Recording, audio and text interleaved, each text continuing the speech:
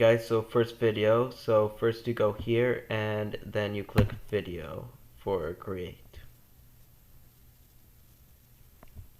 And then we can choose any one of these. Let's choose advertising. So year in review, media moves advertising. So you could change that to your company name. So an example company.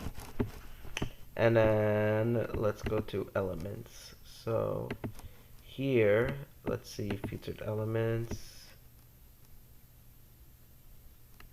See.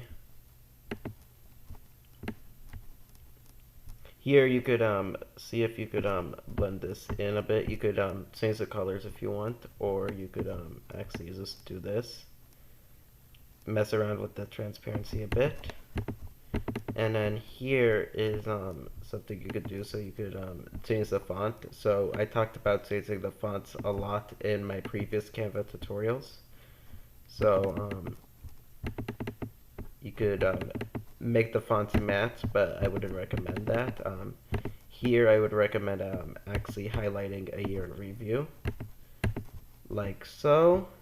And if you want, you could actually add music. So you could add any music that you want.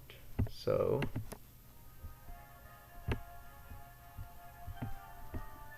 probably something corny like this, but you can use one track per design, and then